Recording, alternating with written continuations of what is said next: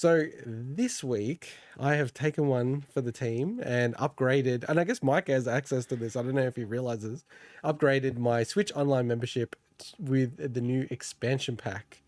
And I have not really been following too much of the news until the last couple of days on it, but I've been playing it myself, just getting a feel for it. And wow, the internet is not very happy, and it's very few people who are saying it's good. So, like, firstly, I'll just double check because I don't know. Mike, have you played any of it, or No, I have not. I didn't even realize I had access to it, so thank you.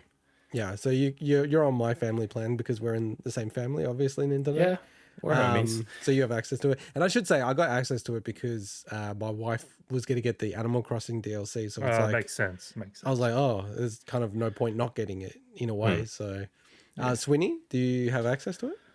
No, so I said when we talked about it last time, it's like I'm in no rush to go and to get this, and I'm glad I didn't right away. Yeah, So Hmm. yeah, yeah. So okay, so I've So, played all of the Nintendo 64 games and a whole bunch of the Mega Drive Genesis games. Start with the good. So the Genesis Mega Drive games, awesome, amazing. The emulation is awesome. I don't know if people have seen the Sega collection that previously had gone up. There was a lot of issues with the emulation on that. This was super tight, like really good. Like actually, like it made me go through and play a whole bunch of Castlevania Bloodlines, and I'm like, damn, this game's good. Sonic 2 is probably my favorite Sonic game. I'm not a huge fan of Sonic, but that is a really good game. And there's a whole bunch of other really awesome games that are on the Mega Drive collection. As I said, the emulation's awesome. It has rewind features, all the stuff that hmm. you see with the Super Nintendo and the Nintendo, like awesome edition. So like that's starting with the good, and now going on to the 64 emulation. Wow, like honestly, it was it was shocking to me how bad this was. Like the way that I can just quickly summarize it is this was exactly like what Sony did with the PlayStation Classic.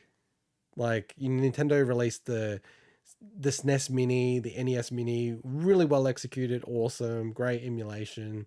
Not perfect, but great. And then the PlayStation Classic came out and it was a piece of shit. Like it didn't work properly. Like the games were like 50 hertz in, even in America, like they got the PAL versions of the games. People were Wow. just baffled by it. And they've done the same thing, Nintendo. Like I don't understand what they've done here. Like it's bizarre. So for me, and as I said, I hadn't really heard anything about it. I was just like, I'm just gonna play it.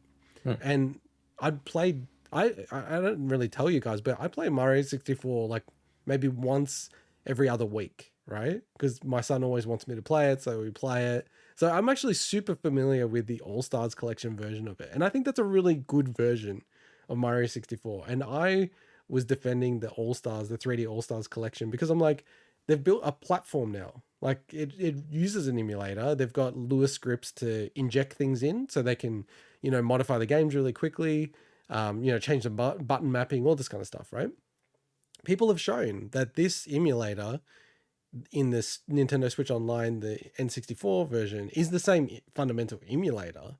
But as soon as I started playing Mario 64, I was like, what the fuck is this? Like, like, and because, I play that game so much, I'm like, damn, this game's like freaking laggy or something. Or like, it just Hmm. doesn't feel right. Like, I'm jumping and it's not like quite as snappy and can everything. I can I ask? Sorry, how are you playing this on using the 64 controller or No, using the regular controls? I Okay, didn't get the 64 controller. So, okay, like, I'm talking about like the 3D All Stars collection, Mario 64, and then like the yeah, Mario 64 and the yeah. N64, and then handheld and wireless, like testing both. But I normally play handheld, which actually always has the least amount of lag because at least the amount of screen lag and then also controller lag because they're directly connected to the Switch. So I was like, fuck, okay, that's like weird. And then I started playing Ocarina of Time, and I'm like, damn, this is because I've got the 3DS version of that, which is great. I mean, the biggest downside to it is like it's on a 3DS, which is hard to go back to now because of the Switch. But it's still a great version of that game. And, playing the 64 version, I'm like, oh my God, this is like so sluggish. And then even like Mario Kart 64, I'm like, it doesn't quite feel like, I don't know, like that one, to be fair, I've only really played it on CRTs, and CRTs are just so far superior. And I still play CRTs, so I know that there's lag on every game, but that one felt a bit off. But this is where I started to hear what other people were talking about it, and that one was shocking to me because I'm a huge Mario Kart fan. I like pretty much like 100% all the games, right? So I'll go through, get all the cups, all gold cups, everything perfect. Then I'll go through the time trials and like make sure I beat all the ghosts and the developer ghosts if the game has it. And it was like shocking to see that, and this is just like in line with what they're doing, that you can't even play the recorded ghost of this version. Like they haven't coded it in to the emulator. I could be wrong. I heard that if you play a certain region, maybe Japan, it works. But then, like, who's exactly Wow, like who's gonna do that, right? But Yeah. so it's just I've heard something along those lines. I could be wrong, but it's like weird that something exists for that to work Yeah. without the controller pack, Hmm. but it doesn't work in like the region that obviously the majority of people we're hearing from are going to be playing it in. Yeah, and look, there's I'm definitely on the more Nintendo shill side of Nintendo criticism for everyone to understand. For instance, with Mario 64, the Japanese version has rumble, the Western versions, the English versions don't. But to me, that's different because that's consistent. Because when they were released, we never had a rumble version of that game. They actually did a revision of Mario 64 in Japan after the Rumble pack was released, and it included Rumble. So I'm like, I get that. That's a lot of work to bring that back in. That's not just a copy and paste like I think some people think it is, right? But it's just these things of like, why is that missing? And I know there's a lot of issues with, I didn't get through it because it felt so bad, Ocarina of Time. And I love that game so dearly. I didn't want to ruin the image of it in my mind. But, seeing other people play it through and they're showing like it's missing the fog so you can see the Deku tree straight away. And it's just like artistic elements are completely botched in a way that's just, for me, completely unacceptable. And I just don't understand what the Wow. hell is going wrong with this. This is And like charge so this much is, money for this it is too. so bad that I'm just like they actually literally need to fix this. Like this will be The- ridiculous if they leave it like this. The biggest thing for me that I've seen, obviously I haven't experienced it myself, but I was shocked when it showed what the controller mapping Oh is. fuck me, the controller map. Why? And Well, you- I didn't see bizarre. that. What? I don't know if What there's a way for you controller? to bring up an image of it at all. I know it's Yeah, on the fly, I'll but try to do it. But basically, Mike, so like the 64, my 64 controller is just out of reach, like the original one. But the 64 controller is weird because they don't have. It's too dark, right? Yeah, I know what you mean. They don't have like Middle. an analog stick. They have the 4 buttons, which is like the the precursor of an analog stick almost. But then they're stuck in this situation where they've got like 2 buttons and then they've got another 2 face buttons, but they don't have an extra 2. And they've mapped it in the fucking weirdest way. And it's like, okay, I don't know why you've mapped it to like, it's like C down and C left. But then the fact that you cannot remap the buttons. You can't remap the buttons. It's like, look, why? Why can't I remap the buttons? and it's actually a major issue for some games because it's remapped. Oh, yeah, it is in a way that just don't work well. Yeah, and I don't- experienced that. I experienced that because I was playing. It was one of the games I'm not as familiar with, Winback or something. And I've just posted. I had to friggin' like hold it in the craziest way. I'll bring it up on the screen in a second. Yeah, I've just posted a link if you want to. use I'll it. bring it up now. But I was holding it in the most weird way, and I'm like, is this? Like, Oh, wow, okay. Did they try this? Did they actually play this? Like, But it's like, also how's this possible? like the fact that you have to hold ZR and then use the face buttons to use the full C, like 4C buttons. Now, maybe there's a technical reason for this, but couldn't they just do what they did for Mario 64 on the All Stars and just map the C buttons to the right analog stick? No, they are mapped to that. Oh, so it's just the fact this screenshot's only showing, it doesn't show that? No, this screenshot shows it. So see the right analog stick, how it's pointing to the C stick, this like C up, Yeah. down, left, right.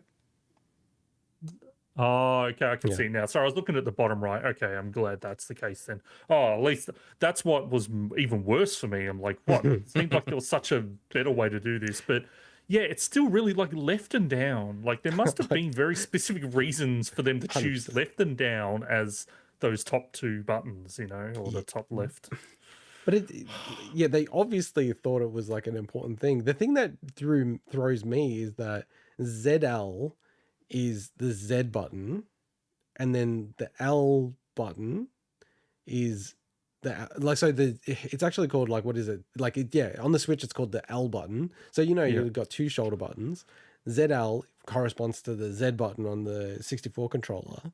But I don't know, it psychologically was like throwing me, because it's like, I don't remember any 64 game really that I used the L button, like, because you'd almost always be holding it in the middle. If they put something like Mischief Maker on here, then that's a game that uses the D-pad. Then you'd need I'm fairly certain that uses the L button. But it's just, this is so, I know this is just Nintendo's way of that they do stuff, but No. why not allow people to remap? It would just solve the issue. But anyway, like, it still doesn't solve the fact that the games that run like absolute ass.